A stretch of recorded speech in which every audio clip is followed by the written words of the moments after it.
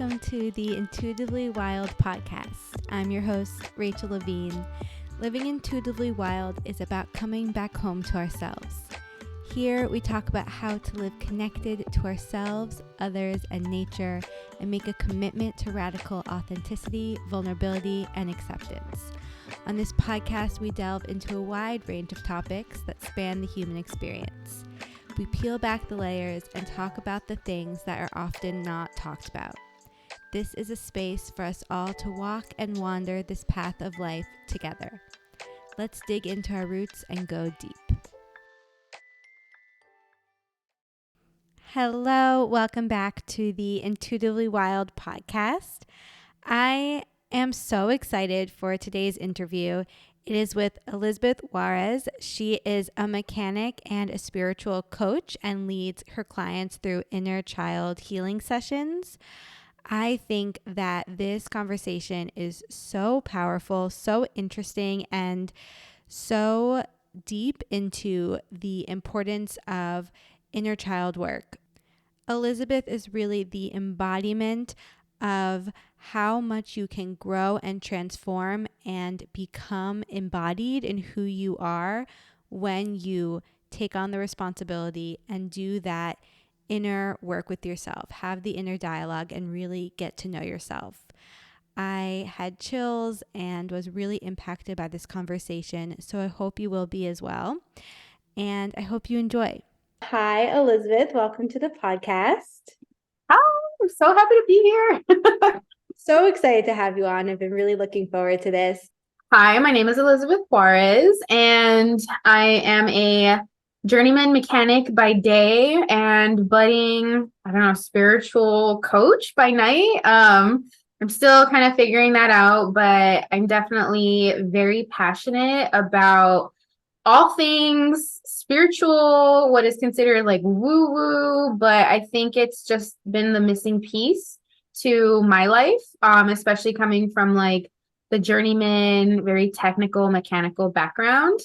So that's what I'm currently doing. I've been a mechanic for 10 years now, and actually being a mechanic in a non-traditional role with a whole bunch of guys is what awakened me to what I'm doing now, which is my offering. I work with people and their inner children to help bring them their inner children out.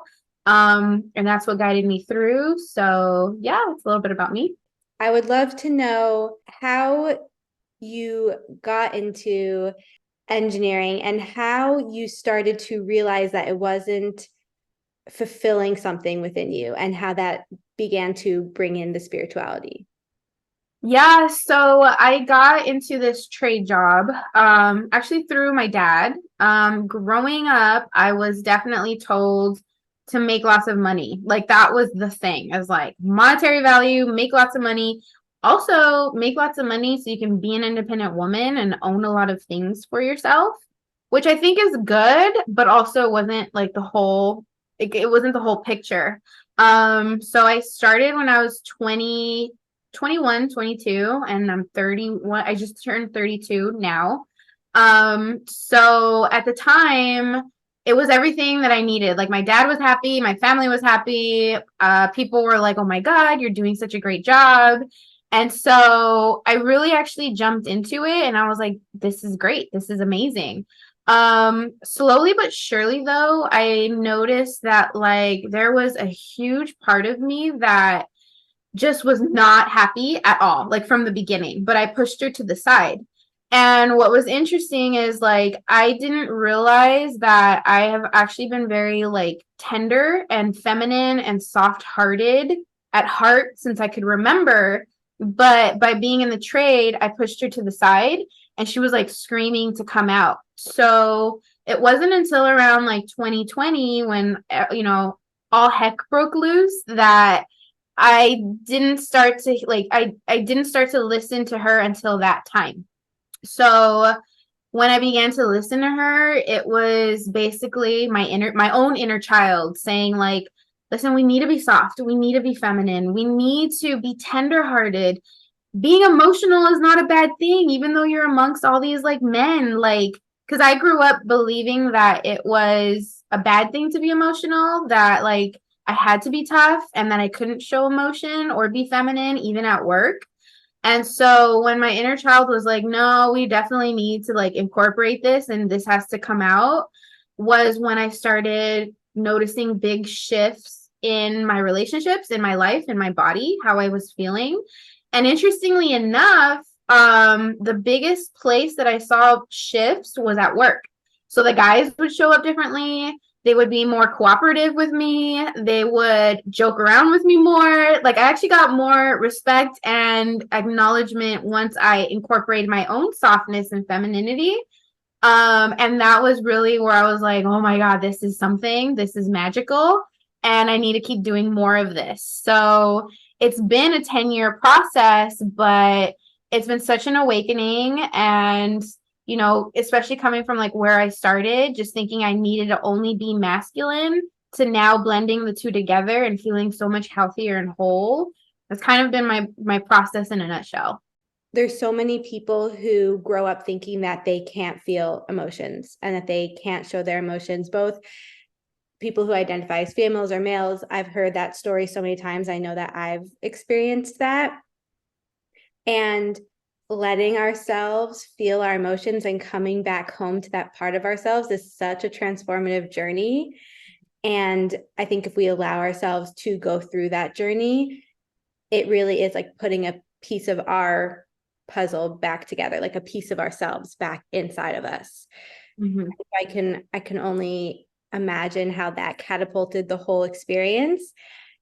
And a mantra that I've been saying to myself a lot is my softness is my strength. And the fact that the moment that you embraced your softness and acknowledged it, you showed up as a stronger version of yourself because you were embodied in who you were. I think that says everything.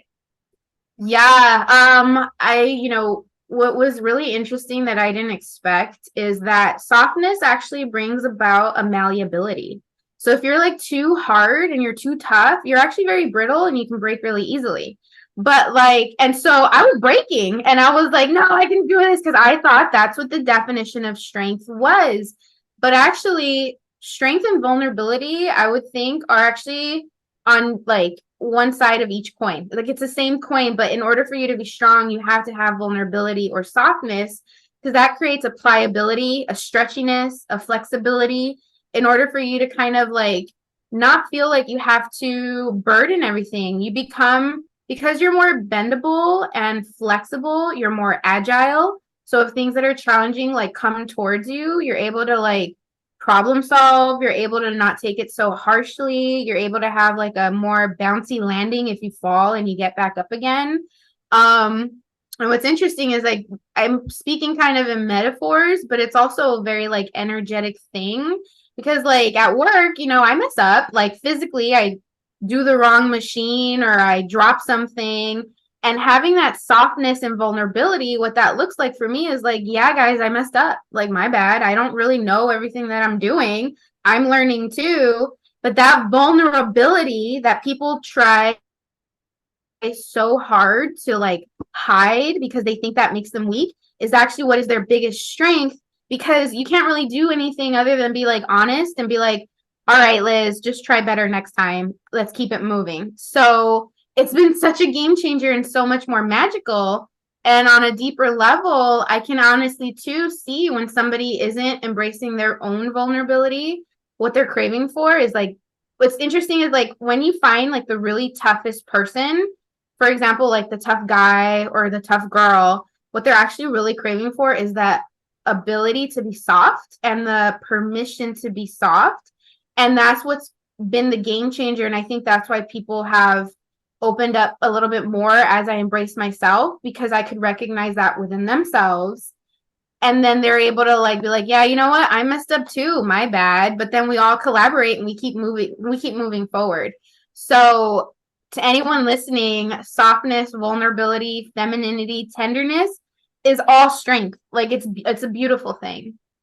You really just put words to my experience as well, because I spent so much of my life thinking I had to be controlled and rigid and structured and perfect to show up in a certain way so that people would think I was strong, when in actuality, that wasn't making me able to be flexible in the world. Like I couldn't adjust to changes. I couldn't handle when things went wrong. And it made me weaker in a lot of ways. And when I was able to embrace my softness, like we were discussing, it not only made me more durable and able to withstand challenges, it also gave others permission to own their own softness and be vulnerable as well. Yeah, and like what I will say to that too is that like it doesn't mean that you can't be strong, that you can't be rigid, because I think that's the beauty of this is that like it's both masculine and feminine energetics. So like for me, another lesson I learned is that it's not for me to shun, shame, or negate all of these tough qualities about myself. It's to understand that these tough qualities can still be tough and they hold what is soft and feminine and malleable. So you need both, right? Like you need structure to be able to contain whatever water needs a structure of a bowl, or a home needs, like, you need the structure to hold the love that's within it. So like both actually are very important. One isn't better than the other. I can't remember who told me this metaphor recently, but they said that a river needs the structure. You have the stones or the rocks along the river, and then the river can flow, and it can flow with containment and safety, but it flows where it needs to go. And I've been visualizing that a lot in my life. Yeah, and like also if you think about it too, like both being like the river bank being its masculine container is allowed to be its fully masculine realized container.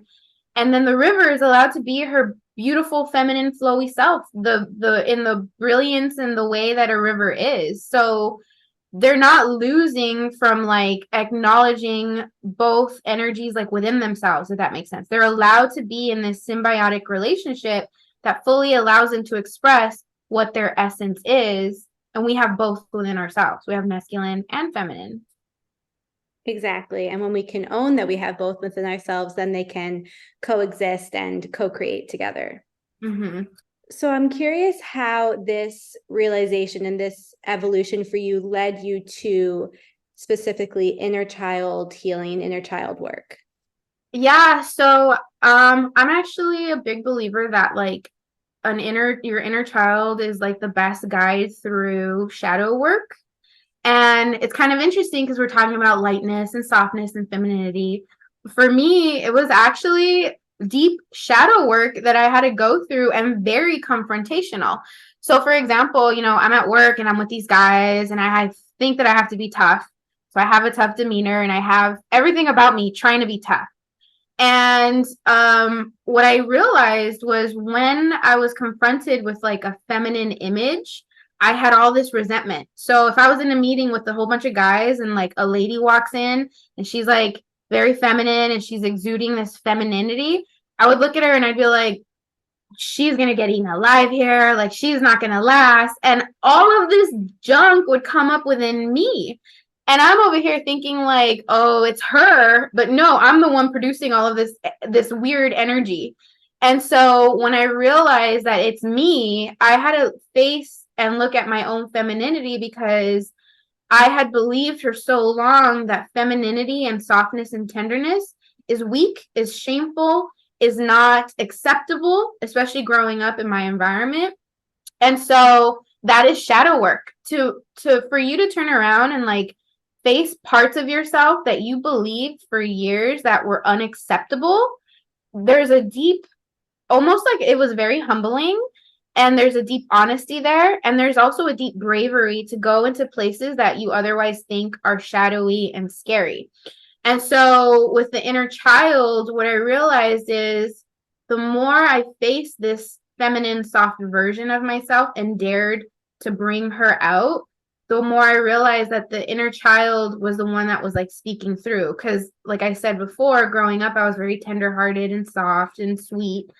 And so once I got over the scariness or the conflict of looking at something quote unquote dark and scary, I realized that there's so much honesty and like a thread of truth there that when I was at work, I would be able to sense when like something didn't feel right for me, or when a coworker was kind of, it was kind of like my truthometer. Like I knew when things would be dangerous and I would know to avoid certain situations. Or even with the machines, I could tell when certain machines were broken and they were on their last leg, and I knew how to fix it.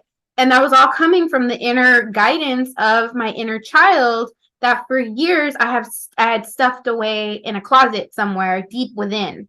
So the inner child work, people think that children, not everybody, but I would say that like a lot of the times children are dismissed as not having knowledge, as not knowing things, but they are one of the most honest, brutally honest creatures in the world. And so for me to embrace my own inner child means I was embracing my own authenticity and pretty much the connection that was connected to my highest truth. So my inner child quickly became a guiding light to help me navigate the shadow world that is the trades, if that makes sense. Like I fully believe that the trade world, because it's like the Wild West and there's not a lot of women in it, that it's like a physical manifestation of the shadow world. And so when I came across like limiting beliefs in my face of like, I'll give you an example. I would have my apprentices, they would ask, "Hey Liz, like, do you want me to hold your toolbox?" And be like, "No, I got my own toolbox. I can hold it myself." But that was a confrontation right then and there where I believed that if somebody else held my toolbox, that means I'm weak. So for me to confront that and to realize, like, no, they can hold my toolbox and it doesn't mean anything. I'm still as good as I am. That was my inner child guiding me through and saying, look, we have something that we got to work on here. And it was a lot of reframe of my limiting beliefs, a lot of unlearning things that I thought to be true. So yeah, there is your inner child is basically such a deep and profound guide through what your shadow world is, whether it's the trades or any other type of world. Hearing you talk about it, because I do a lot of work with intuition. That's a lot of what I structure my work around and what I lead my life by. And hearing you talk about inner child, it makes me feel like they're one and the same in a lot of ways.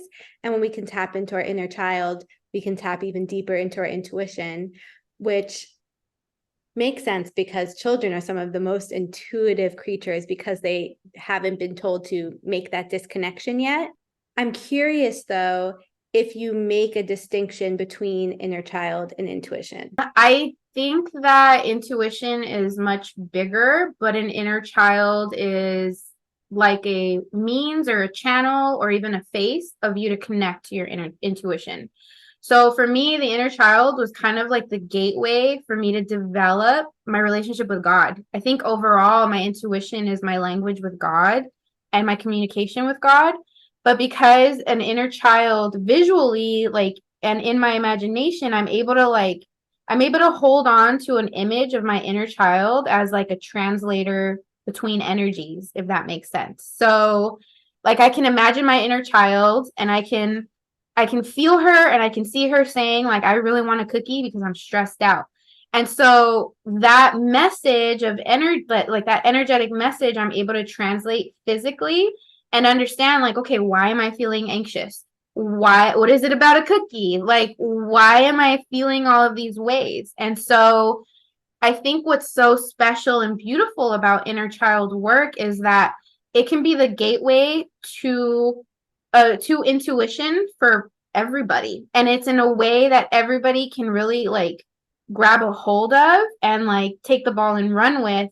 And that will open up doors towards deeper intuition, deeper communication with God, deeper communication with guides and angels and the natural world, whatever it is that a person wants to communicate with.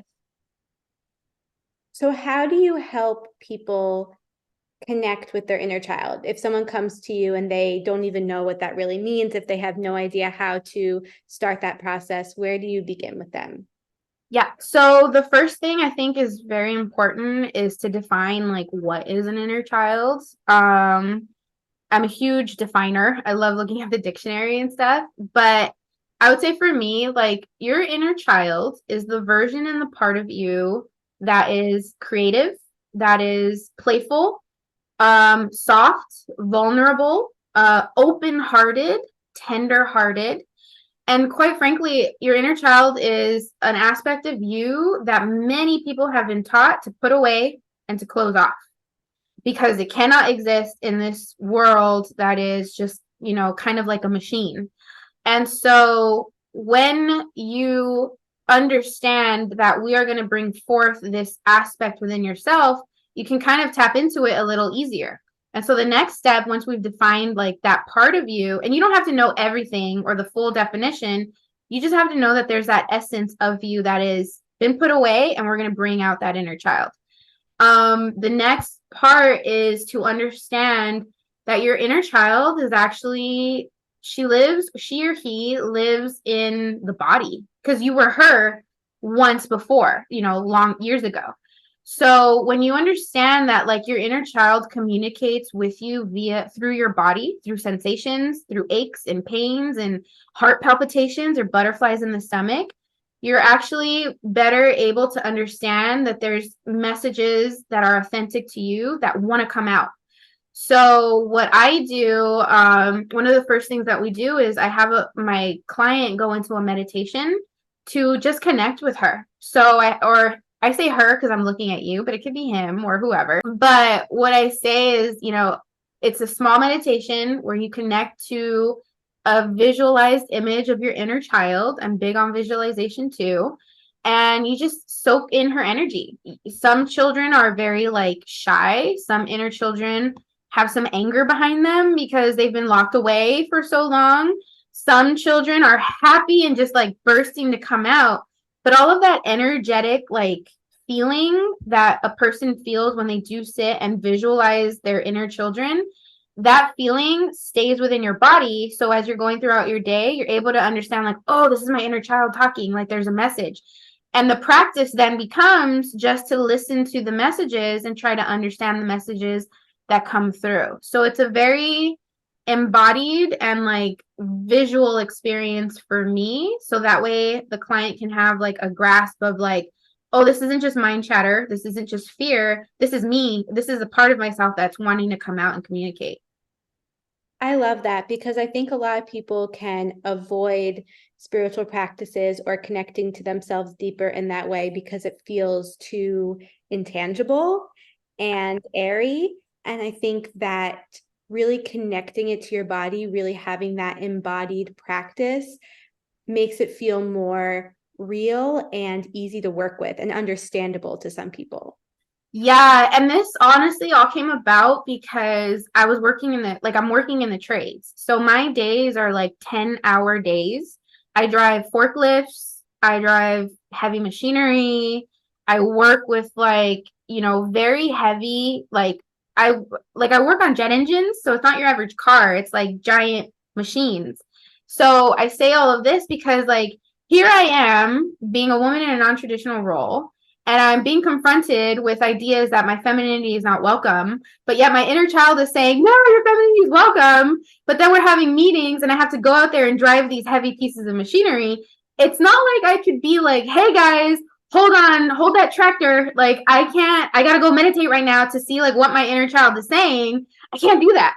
Like I almost have to live both and where I'm like, I'm focusing on the safety of my crew, but also I can hear my inner child like knocking on my shoulder or knocking in my heart.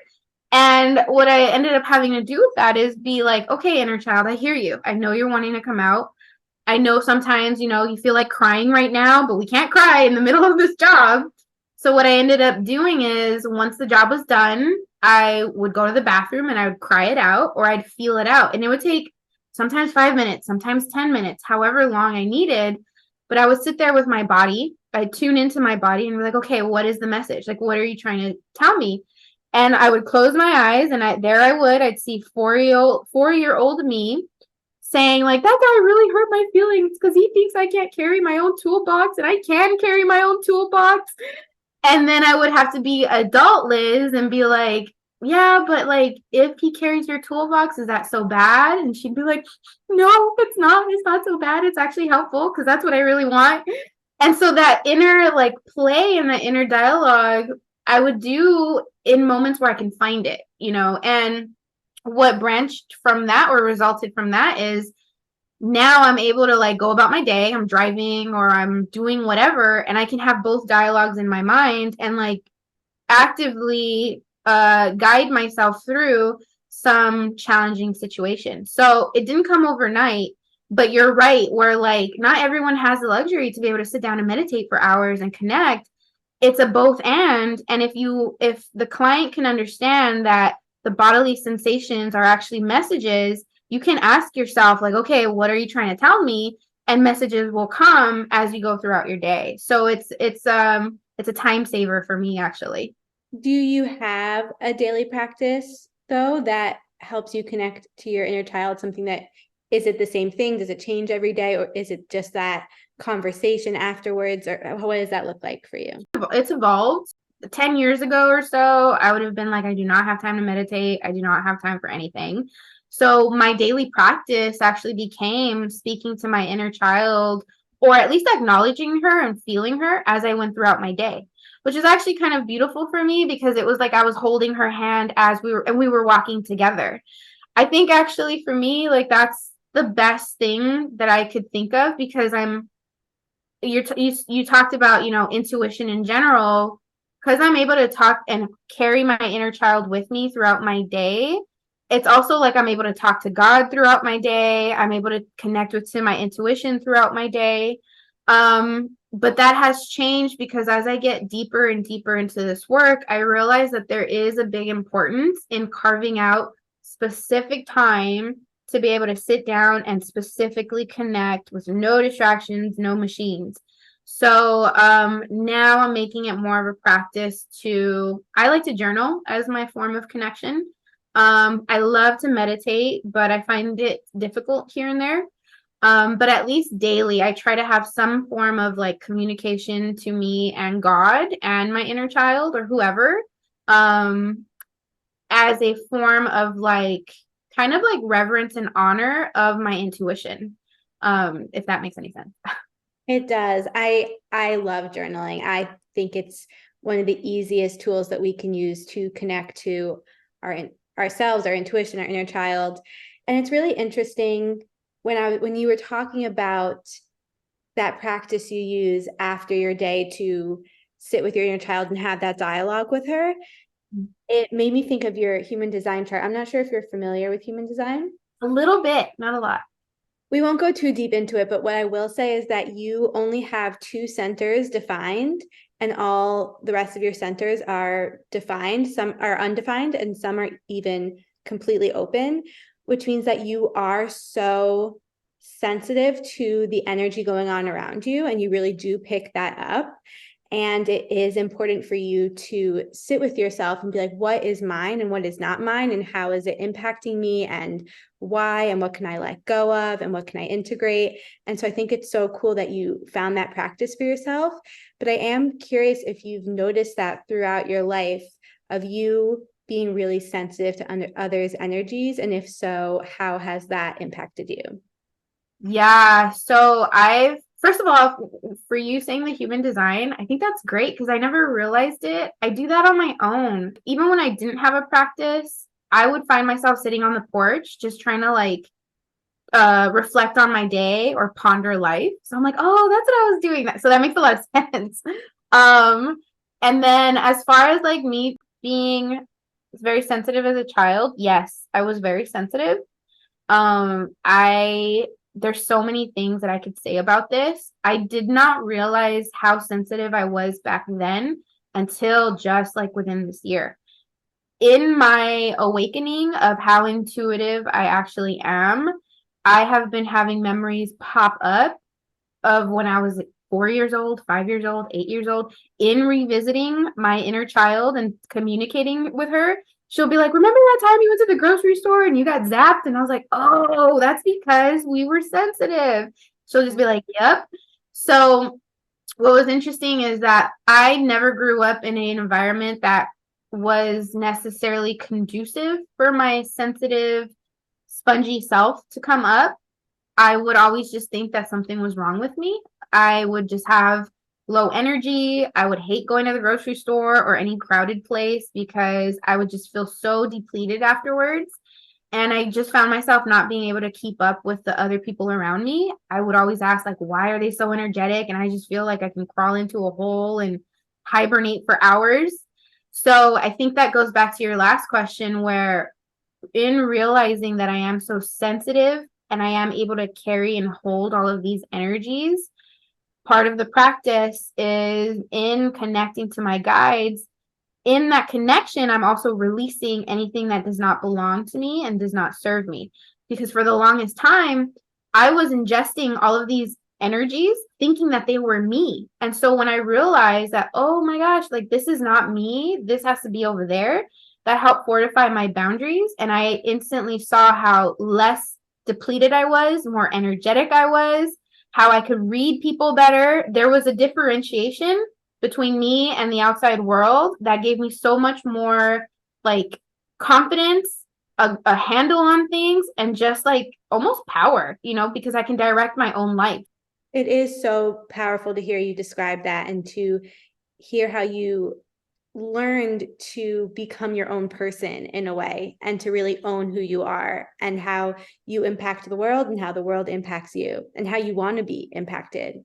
Yes, because a lot of the times, like for example, just recently, I have epiphanies where I'm like, oh, that wasn't my voice. That was my dad's voice that I adopted, and I believed it was mine the whole time.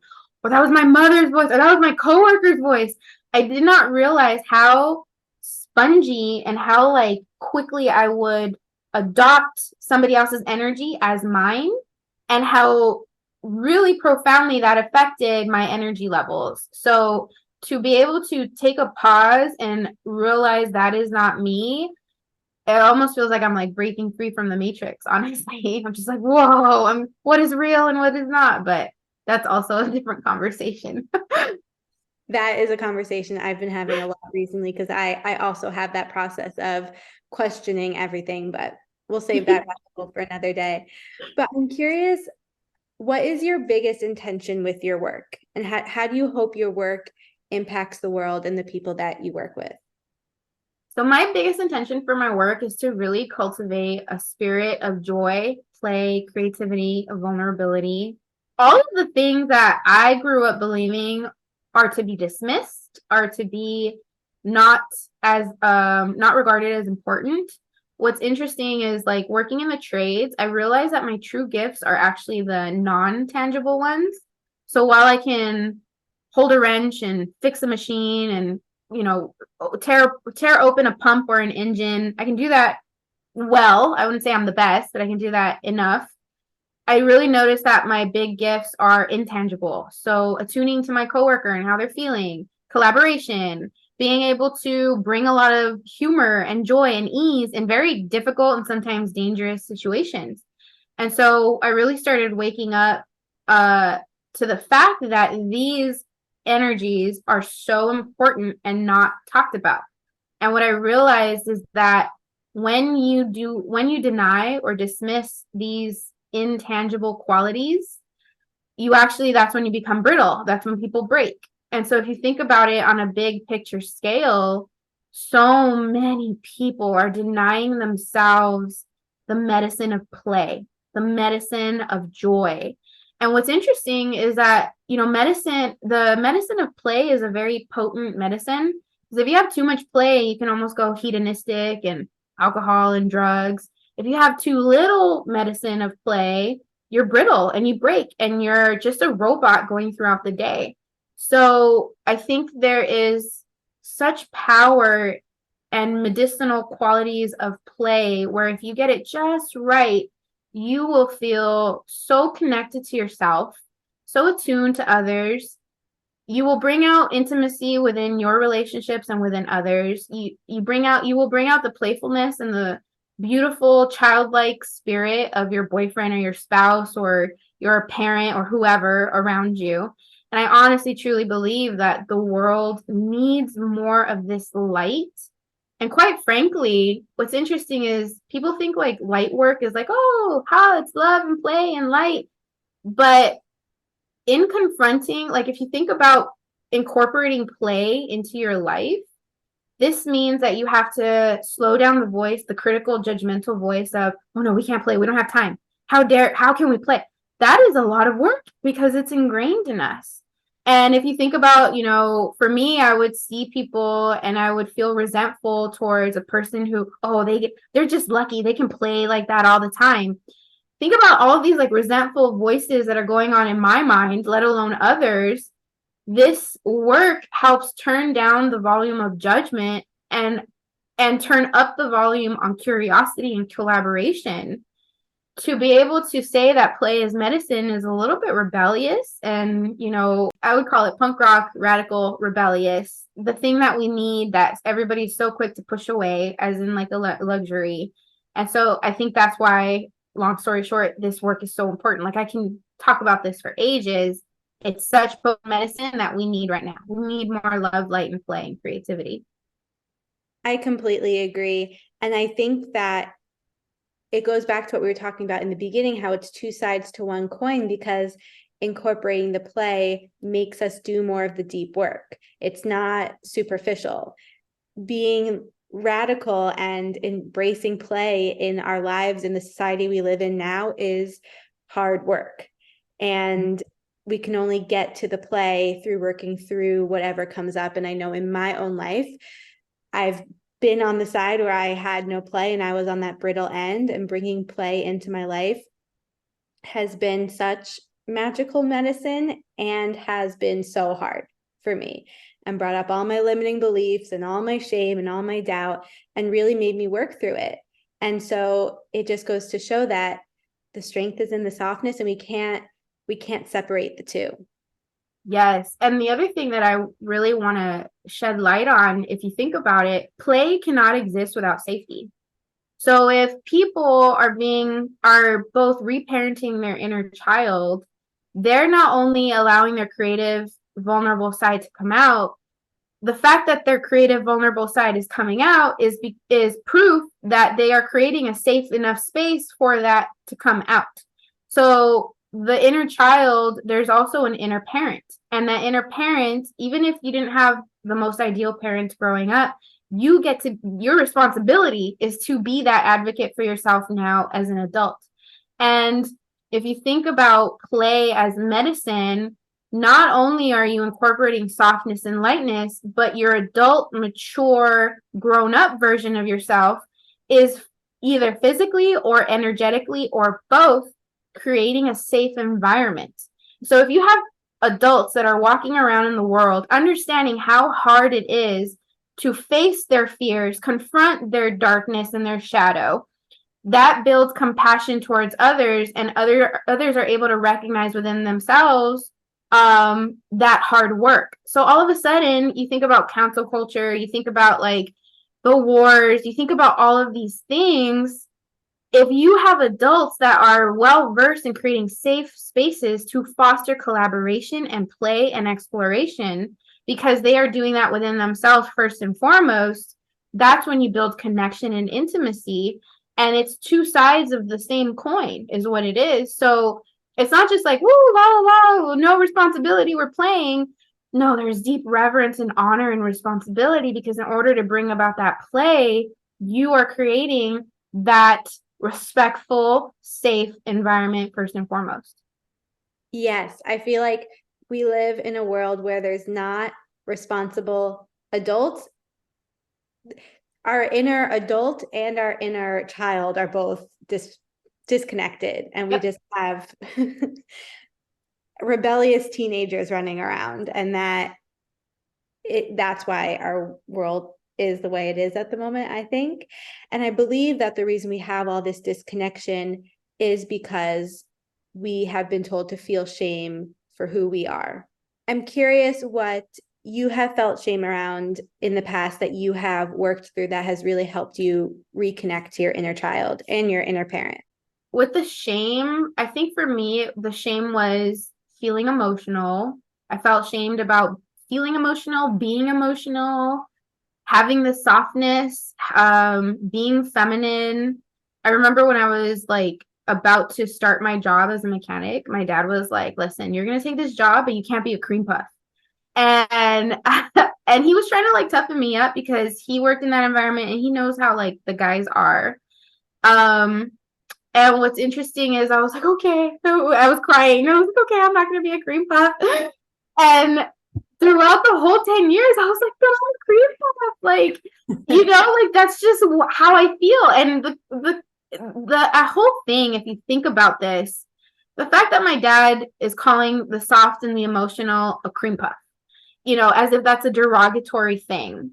And the fact that like it's not good to be a cream puff, even though cream puffs are delicious and necessary. There's just so much tied to that because this isn't to negate like the generations of past, because the generations of past didn't have that luxury and they did have to be tough. So it's not to negate that, but it's kind of like we're in a new season where we can bring along these like what was unacceptable in the past. We can bring along these qualities now that we're in a different position. We're in an environment that can embrace different ways of being. So while our past has had to probably, dismiss the feminine, dismiss the childlike because they may have been in fight or flight or survival mode, we're in an era of like a lot of privilege, a lot of luxury where we can come and have these conversations and incorporate our cream puff quote unquote cream puff qualities and build something really great with it. So with this shame, I felt very shameful of having these feminine soft tendencies, my femininity in a very masculine world. But the way I work through it is I realized like it's okay to be a cream puff first and foremost. And you know what? I know you're using the word cream puff in a derogatory way or not a dismissive way, but I'm going to own it. So owning the qualities that are deemed unacceptable is like the first step. And then that allowed me to not only own them, but to turn around and use them for good. So I think me as on a smaller scale could be like, it's a metaphor for like the grander scale of what happens when you really turn around and face what I call the dragons, because they're scary and it's a lot of hard work and it's very confrontational, but you can take that and you can take the best parts of it and transmute it and make some gold. Yes, making our shame our magic. Yes. Yes. 1000%. So we talked a bit about this, but I'm curious, what does your connection with your intuition look like? And do you have a separate way that you connect with it or listen to it versus your inner child? So my intuition, I basically talk to God every day. Like that's me and God. I've never been so like open before about talking to God and Jesus. I'm not necessarily religious, but I love God. And that's my intuition. Like I think all things great and love and high come from God. My intuition has been an exploration of different ways that God communicates to me. So it could be through a feeling, it could be through a knowing, it could be through just joy in my heart, it could be through like somebody else. My practice for my intuition has really been asking God to show me to like I basically ask God to show for him to show me him, if that makes sense, right? Like I want to see God in everywhere that I am because it's just so full of life.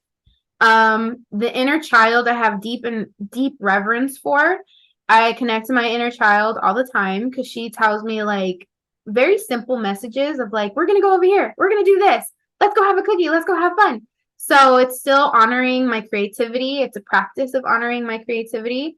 But I definitely think that like it's almost like up to your imagination, really. Like what really matters is God, and however you communicate to God or through God, is up to you. So sometimes the vehicle is my inner child. Sometimes the vehicle is nature. Sometimes the vehicle is my spirit guides. Whatever I kind of feel creatively called to play. I'm using my intuition as a means to be creative and playful. I love that. I love that so much. What is something you wish that people talked about more, or that you wish you were able to talk about more? I wish I was able to talk more about God. I've been thinking about recently how God is not in the mainstream. If I say God, a lot of people think like, "Ugh, she's gonna come on me with her like Bible thumper ways or whatever." I was never raised religiously, and I really believe like I remember like growing up, my mother would take us to church and we would sit in the back just cracking jokes. Me and my brothers would sit in the back cracking jokes. And I would always have this like fear of like, oh, I don't want to be associated with that. But the truth is, when we talk about intuition, we talk about source. Source is another word for God. Like to be able to like blatantly say God and like not feel any weird way about it, I think is something I wish we talked about more because like the source, the energy, the love, the vibration that is God is everywhere. And I think the more we acknowledge it, the more we're actually able to tap into our childlike, playful, creative natures quickly. And I think that introduces the softness that we've been talking about this whole time. Um, the other thing I wish we would talk about too is just kind of like how everything connects.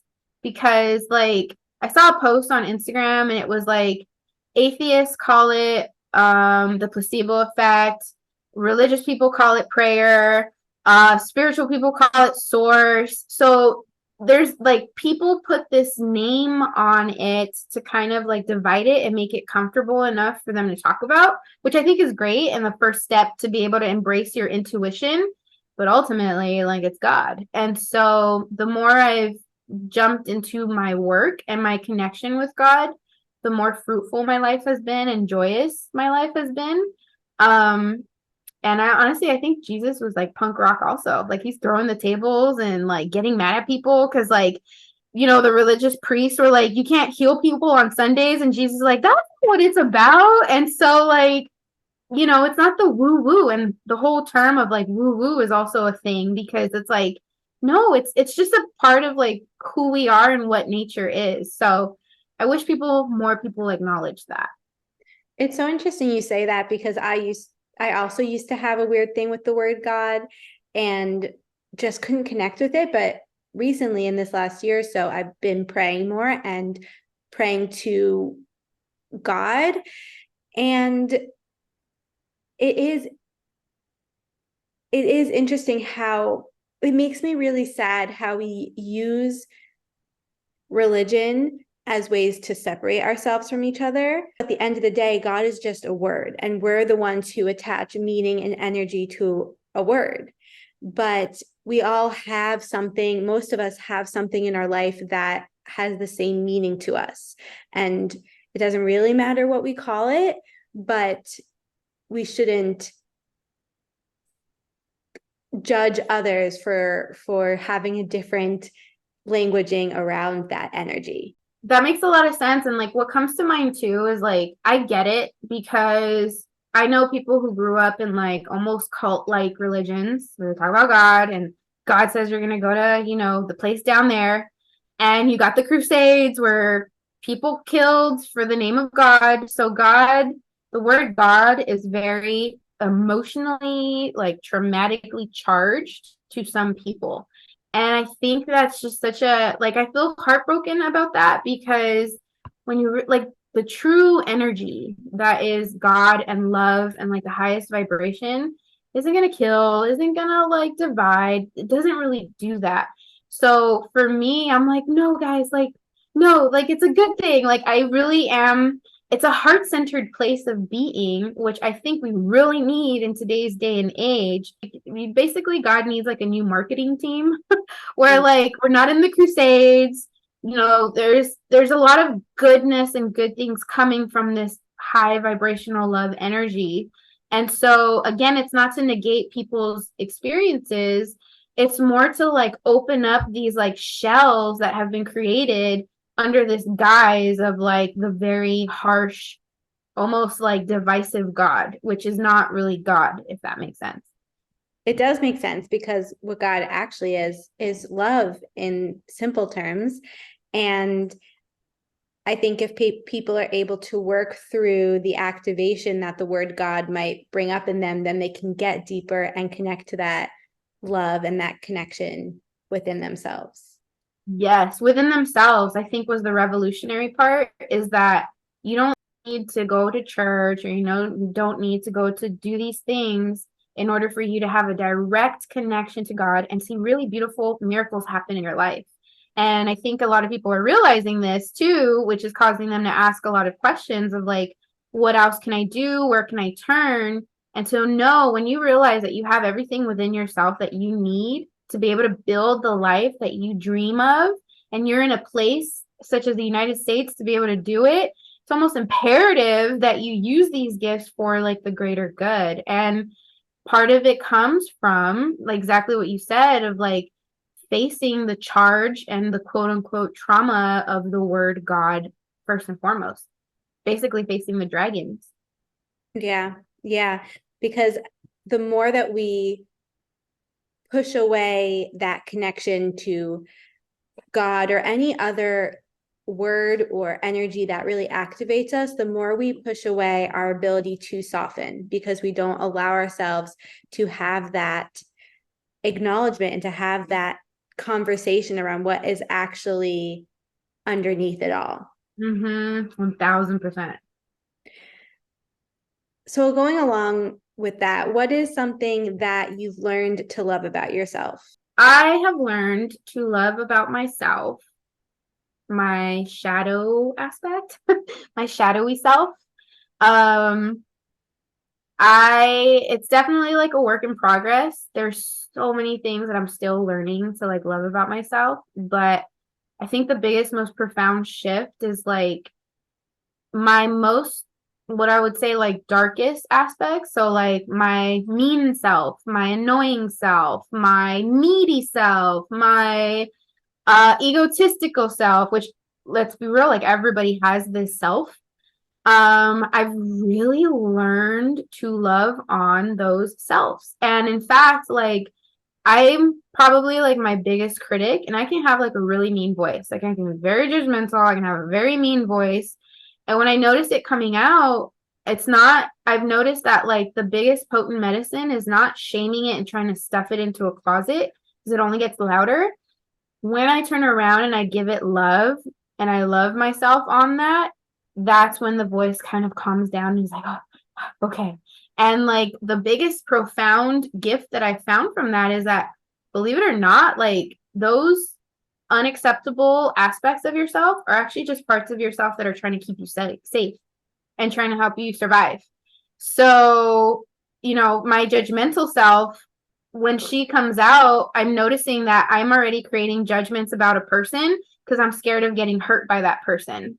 So, in learning to love my shadowy self and my shadow world, I've really embraced being more open, compassionate, and just wholehearted. It's so true, because first of all, we all are sometimes judgmental, self-centered, egotistical, all the things. We all have that within ourselves. And the more we push it down, the more we push ourselves away, and the more we push others away. And for me, like I used to never want to be dramatic or self-centered. Like I had to be just so perfectly selfless, but that didn't serve anyone. And when I was able to accept all the parts of myself, I was able to accept all the parts of everyone around me, and helped them accept those parts in their selves. So we're not fooling anyone when we try to ignore these pieces of ourselves. Yes. And what's beautiful about that, I think you got the bullseye, is that like if I can recognize the mean girl, judgmental girl within myself, let's say you're walking down the street and you're being mean to people, I no longer see you as like, oh, that's somebody, ew, get away from me. I now see you as like, oh, I see you, mean girl. Like, what's going on here? Do we need to get you a cookie, or like, are you hurting or something? And so with I do that at work. Somebody comes at work. I work with like the toughest, gruffest construction worker, naval, like Navy people, Army people. And they're coming down, they're huffing and puffing. Hey, you, what's going on? What's happening? And I meet it with humor and like a little bit of like, I see you because I got the same little person in me. That creates compassion, it creates empathy, it creates curiosity. And so I'm no longer separating myself from you. I'm now leaning in and saying, hey, Rachel, you're being a little mean right now. Like, what's going on? Like, do we need to get you a nap or something?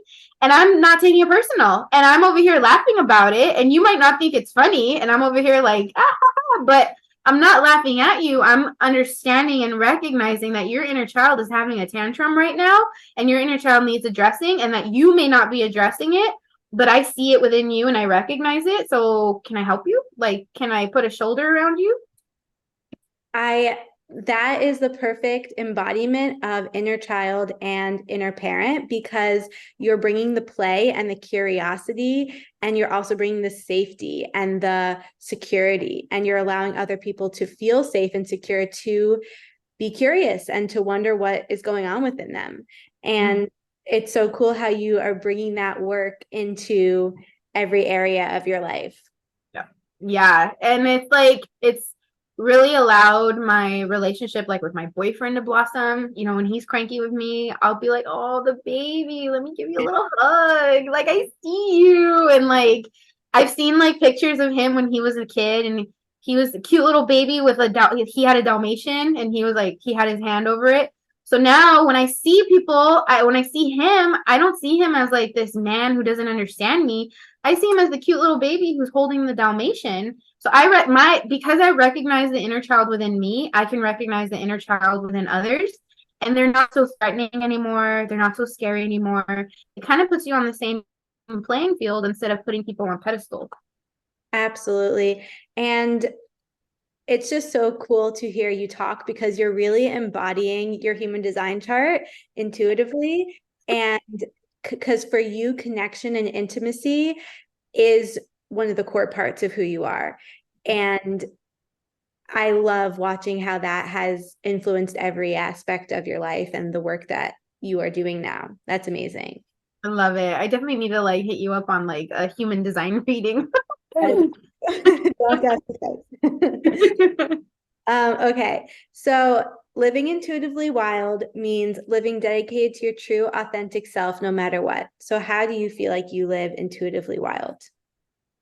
So I love this question. Even as I was like pondering it, I think there's so many different nuances to it. The straight answer for me, living intuitively wild, means living with a deep honesty within myself, first and foremost. Every time I think of like intuitively wild, I always imagine like a shadowy forest. And we talk about the shadow world all the time. I think a synonym for the shadow world is actually an enchanted world, because it's not as scary as like one may think. The shadow world is just a very transformative place. But in order to get to that transformative place within yourself, you got to be honest with yourself. And radical self honesty is hard. Like, for me to be like, you know what, Rachel? Yeah, I am being a mean girl. I'm sorry. To be able to acknowledge and to be able to be like, yes, and to say that, like, listen, this isn't me and I'm sorry and I apologize. That's painful, because a lot of the times, like, I don't always see myself as that like shadowy aspect of myself. So to be intuitively wild is to dare to go to the scariest places. And the scariest places aren't outside of yourself, they're actually within yourself. They're facing the parts of you that you may not have faced for years, that you may have been avoiding through work or food or drink or friendships or whatever. And so the way that I live that is, even if people don't see me, I intentionally try and choose to be deeply authentic and real within myself. And then as a practice, to practice speaking deeply and authentically real with other people. So admitting when I make mistakes, apologizing, saying I need help, just being very raw, open, and honest. And I think the more people live intuitively wild and face that shadowy, enchanted forest, we're going to see a lot of like compassion and empathy growing. I could not agree more. And I think that's one of my favorite responses I've gotten so far, because it is so true. I think it embodies and encompasses everything that I try to express. And I love that. And I think living with intention in that way is how we heal ourselves and how we can heal the world. Yeah, I definitely like to add to that, like, especially in our, I guess we'll say our line of work or our area of interest, there's so many modalities of healing of like, there's sound baths and readings and somatic work, all of the above.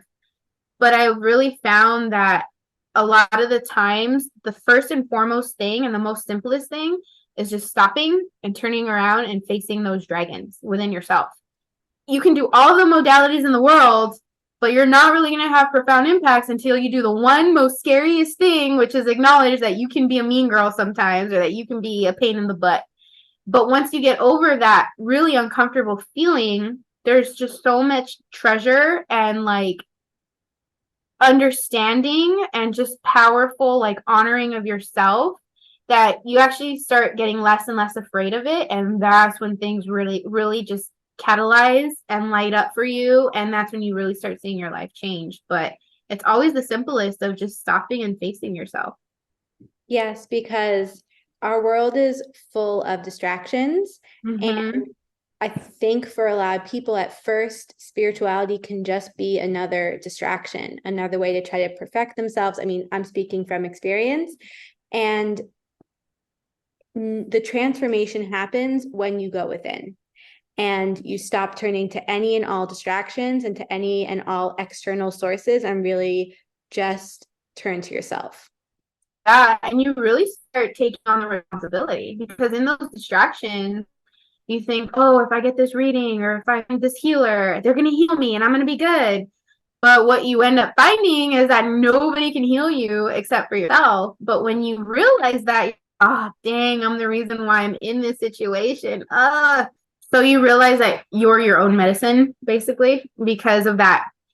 I keep saying radical, but I don't know, maybe it is in today's day and age, but to realize that like you are your own problem, but you're your own solution and you're your own medicine. And you can have all the guides and the healers that you really can have, but they're never going to help you cross that threshold of you finding healing, finding peace, finding love until you do it. And so to like go back to the inner child, when you face your inner child and when you connect with her, that's the first baby steps of you being able to take that responsibility in a very soft, gentle, and compassionate way. Like, it doesn't have to be scary. Yes. And I think it is radical to say that you are your own problem and your own solution. You are your own healer. Period. Period. Okay. I would love for you to share how people can work with you and connect with you, what your offerings are, and all the things, because after this conversation, I want to work with you. I think the work you're doing is amazing, and I just want everyone to hear about it. Oh, thank you. So my website is elizabethjuarez.com. When you go on there, it's a very simple website, but it'll take you to a link where you can book a session with me. My session is an inner child reading. So what I do is I take you through a meditation in the first half of that reading where you yourself get to connect to your own inner healer and your own inner child. And then, because sometimes we could be our own worst critic and it's hard to see ourselves, I come in with a reading for the second part, sharing with you messages that your inner child wants you to know. So that way you can have a foundational grasp on, if you want to work with me further, you can, but also if you want to just leave it at that one session, you have a roadmap for you to like keep going about your life and connecting with your own self deeper. So yeah, that's on my website, elizabethjuarez.com. And then if you want to follow me on Instagram, it's Be Yourself EJ, where I just right now I'm just talking and connecting. And if you want to know what I'm doing behind the scenes, I like to share a whole bunch of like downloads and messages that are super random, but what I enjoy sharing. So if you want to follow me there, then that's where you can find me. Amazing. And I'll link everything below. So Elizabeth, thank you so much for coming on. It's been such an honor and an inspiring conversation. And I'm really grateful to have connected with you. Thank you so much, Rachel. This was so much fun. And I'm so honored to be on your podcast. I think it's amazing. Thank you. Thank you so much. All right. We'll see everyone next week. Thank you so much for joining me on this episode of Intuitively Wild, the podcast. I hope it helped deepen your connection to yourself, sparked some insights, and inspired you to live intuitively wild. If you enjoyed this podcast, it would mean so much to me if you would share it with others and leave a rating and review. And please reach out to me. I would love to connect with you. I will see you next time for more magic.